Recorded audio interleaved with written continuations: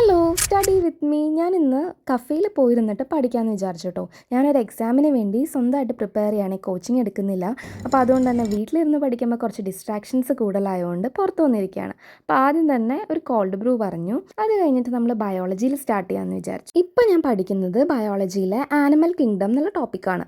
ഇത് കുറേ മെമ്മറൈസ് ചെയ്യാനുണ്ടെങ്കിലും എനിക്ക് കൂടുതൽ പഠിക്കാൻ കംഫർട്ടബിൾ ഇതാണ് കേട്ടോ. ബയോളജിയൊക്കെ പഠിച്ചു കഴിഞ്ഞാൽ ഞാൻ ഏറ്റവും ഡ്രെഡ് ചെയ്തിരുന്ന പാർട്ടിലേക്ക് കടന്നു, ഫിസിക്സ് എടുത്തു. എന്നിട്ട് നമ്മൾ നോട്ട് ടേക്കിങ്ങിൽ സ്റ്റാർട്ട് ചെയ്യാമെന്ന് വിചാരിച്ചു. ഞാനൊരു ബുക്ക് വെച്ചാണ് പഠിക്കുന്നത്. അപ്പോൾ എനിക്ക് എൻ്റെ മനസ്സിലാവുന്ന ഭാഷയിൽ അത് മാറ്റി എഴുതാറുണ്ട് കേട്ടോ. നോട്ട് എഴുതിയാണ് പഠിക്കുന്നത്. അല്ലെങ്കിൽ എനിക്ക് ബുക്ക് ഫോളോ ചെയ്യുമ്പോഴും ഭയങ്കര പാടാണ് സംഭവം മനസ്സിലാക്കിയെടുക്കാൻ.